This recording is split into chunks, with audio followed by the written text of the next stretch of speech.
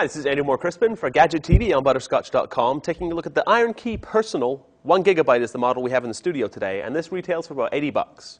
Now, the IronKeys themselves are the exploding USB drives, and they range in price from $80, like I said, this is the one we have in the studio, the 1 gigabyte model, all the way up to $300, and they range in capacity from 1 gig up to 32 gig. Now, this is a USB key that keeps all your data secure. The whole idea is you plug it into a USB port, which we'll do in a moment. You have to log into a web panel in order to unlock the USB key. 10 failed attempts, and the USB key will explode. Now, it's not quite as exciting as it sounds. It doesn't actually, actually explode. What really happens is inside the key here, there's where the flash memory is. There's a little powder charge in there that will actually render the flash memory inoperable after 10 attempts. Now, this is better than doing a software erase, because that data could potentially be recovered. This way, the flash chip that has all your data on it is physically destroyed.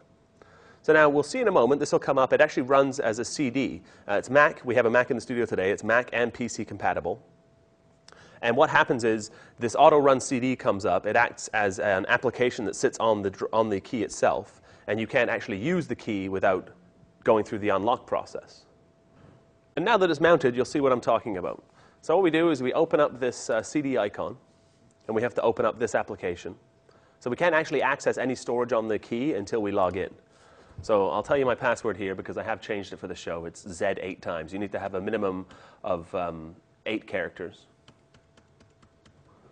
So now we can actually unlock the device. Now you see here we have some options to log into our IronKey account, which will bring up a web browser and log us in there.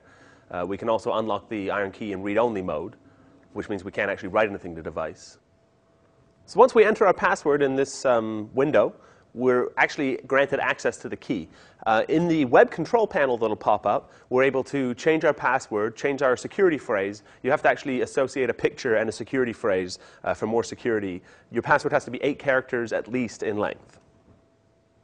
Now, it uses AES 256-bit hardware encryption. So basically, any file that we put onto this IronKey is secure. We also have some limited access through an online interface that will allow us to grab data that is on the key over, like I say, a web interface. So we can grab it from a browser if we're traveling.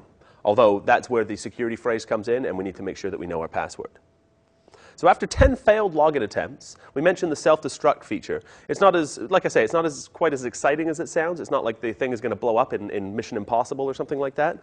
But what actually happens is a patented technology called flash trash that actually destroys the storage chip at the hardware level. So there's no chance of actually pulling data off the key. Now, within the key, we have an encrypted and secure web browser. So if we're in, for example, an internet cafe when we're traveling, we can actually log into all of our online accounts with indemnity. We don't have to worry about people being able to sneak a peek at what we're actually doing online.